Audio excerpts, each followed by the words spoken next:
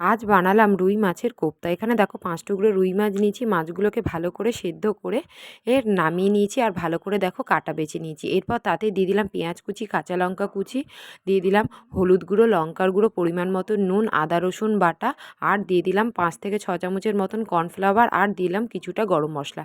দিয়ে সব কিছু ভালো করে কিন্তু মাখিয়ে নিচ্ছি। এরপর দেখো এখানে কড়াইয়ের তেল গরম হয়ে যাওয়ার পর গোল গোল করে মাছের কোপ্তাগুলোকে ভালো করে কিন্তু লাল করে ভেজে তুলে নিতে হবে। এরপর ওই তেলের মধ্যে তেজপাতা, গোটা গরম মশলা ফোড়ন দিয়ে কেটে রাখা পেঁয়াজটা দিয়ে দিলাম। পেঁয়াজটা হালকা বাদামি রঙের ভাজা হয়ে গেলে তাতে আদা রসুন বাটা, টমেটো, নুন, হলুদ, জিরের গুঁড়ো আর লঙ্কার গুঁড়ো দিয়ে ভালো করে মশলাটাকে কষিয়ে নেবো। মশলাটা ভালো করে কষানো হয়ে গেলে এখানে দেখো 10 থেকে 12টা কাজু বাদাম বেটে রেখেছিলাম, সেটাকে দিয়ে আরও 2 মিনিটের মতো নাড়াচাড়া করে পরিমাণ মতন জল দিয়ে দিচ্ছি। এরপর ভালো করে ফুটে উঠলে মাছের কোপ্তাগুলো দিয়ে আর ওপর থেকে গরম মশলা দিয়ে ভালো করে ফুটিয়ে নামিয়ে নিলেই রেডি মাছের কোপ্তা কারি।